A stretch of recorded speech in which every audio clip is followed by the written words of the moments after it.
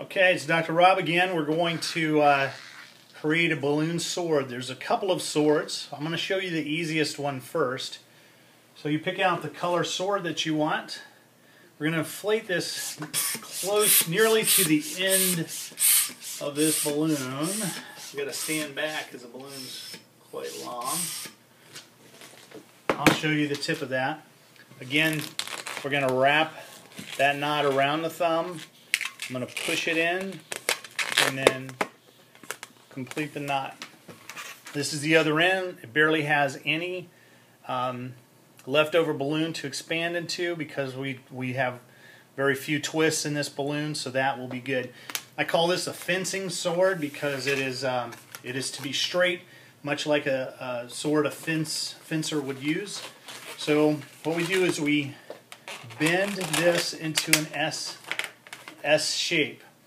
So just so you understand, this curved part here from my thumb over is one of the protective handles. This is the other side here, so this side and this side need to be equal. This will turn into the handle that the child holds the sword by.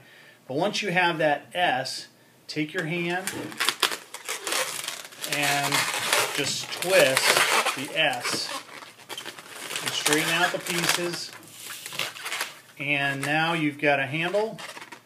You've got the shield to protect your hand from the sword fight, and you've got your balloon sword. Okay, so it's that simple.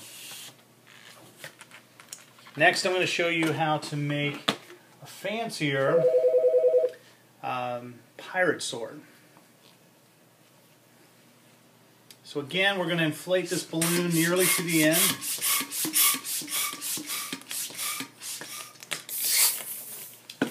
If you notice, I let a little bit of air out just to soften the balloon, because if it's real tight and inflated hard, it's going to be more likely to pop.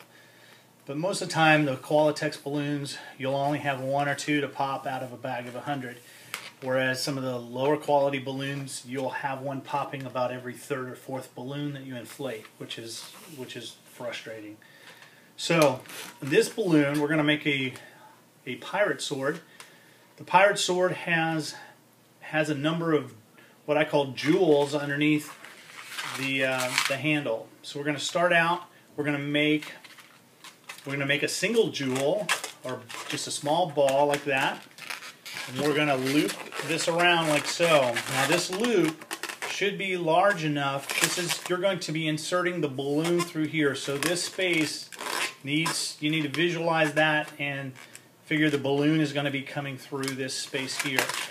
So I take this balloon, this ball here, and we're going to twist it over top of itself.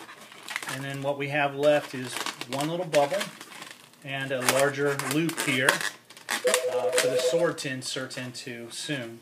So now we're going to make 4 more jewels before we run the sword back through the loop. So here we go. Now I like to twist these about 4 or 5 times each because they have a tendency to untwist. So I made a single one, a second one, a third one, and a 4th one. So now we've got 4 here. Now notice if you hold each end, the ones in the middle will not undo.